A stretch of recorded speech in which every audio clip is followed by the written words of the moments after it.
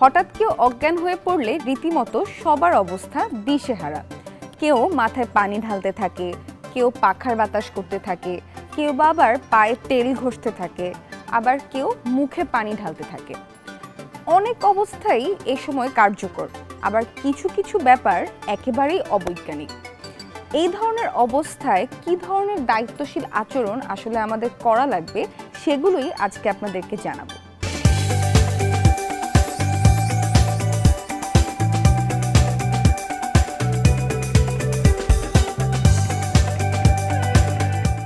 প্রথম কাজ হবে কল ফর হেল্প। আশেপাশের মানুষ ডাকা এবং যে কোনো একজনের মাধ্যমে জরুরি সেবাদানকারীকে ফোন করা। এখন বাংলাদেশে 999 নম্বরে হটলাইন চালু হয়েছে, তাই প্রথমেই এই কাজ করে ফেলতে হবে। নগদের কাছে সব গ্রাহকই প্রিয়, তাই তো সারা দেশে ক্যাশ আউট চার্জ সবচেয়ে কম। অজ্ঞান ব্যক্তিকে প্রথমে নিরাপদ জায়গায় শুইয়ে দিতে হবে। আগুন, ধারালো বস্তু এই ধরনের বিপজ্জনক জিনিস থেকে দূরে সরিয়ে আনতে হবে। সম্ভব হলে এক পাশ করে কাত করে শুইয়ে দিতে হবে, যাতে করে মুখের ভেতরে থাকা লালা বের হয়ে আসতে পারে। নাকের সামনে আঙুল দিয়ে দেখতে হবে যে সে শ্বাস প্রশ্বাস ঠিকমতো নিচ্ছে কিনা।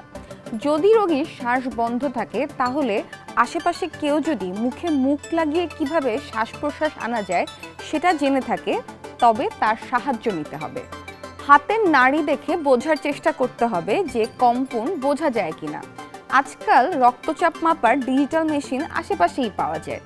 আর যদি হাতের নাড়ি দেখে কোনো কম্পন না পাওয়া যায় তাহলে পায়ের দিকটি উঁচু করে ধরতে হবে। এই সময় যে পদ্ধতিতে বেসিক লাইফ সাপোর্ট দেয়া হয় তাকেই বলে সিপিআর বা কার্ডিওপালমোনারি রিসাসিটেশন। এটি হার্ট ম্যাসাজ করার মতো একটি বিজ্ঞানসম্মত পদ্ধতি। কারো জানা থাকলে তিনি সাহায্য করতে এগিয়ে আসতে পারেন। জানা মতে ডায়াবেটিসের রোগী হলে মুখের ভেতর একটু চিনি দিয়ে দেওয়া ভালো।